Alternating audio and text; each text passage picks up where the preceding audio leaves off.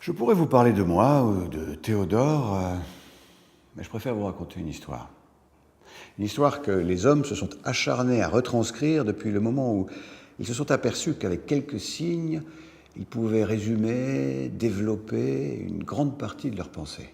Une histoire qui allait se substituer à la tradition orale jugée trop aléatoire et difficile à sauvegarder.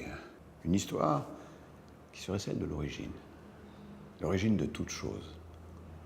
Depuis l'aube de l'humanité, l'homme aime les histoires. Il y a autant d'histoires qu'il y a de civilisations. Les Égyptiens, les Grecs, les Indiens. Il y a autant d'histoires qu'il y a de peuples. Les Pawnees du Nebraska, les Hupas de Californie, les Wahaos du Venezuela, les Samis de Norvège, dont les chamans, disait-on, visitaient déjà d'autres mondes.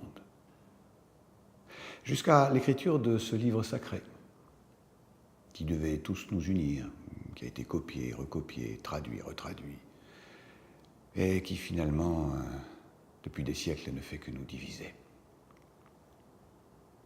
Tant d'efforts à la recherche de l'unité, de la vérité, alors qu'il suffisait d'observer ce signe de ponctuation fort qui termine toute phrase, ce point final, là où les mots s'arrêtent, pour laisser la place au silence, à la pensée, à l'imaginaire, au vide. Ce point final qui est l'origine de toute chose, la porte ouverte vers l'inconnu, ce point qui nous unit vers de multivers. Une porte vers l'inconnu pour d'autres histoires, celle de Théodore, la mienne, ou la vôtre.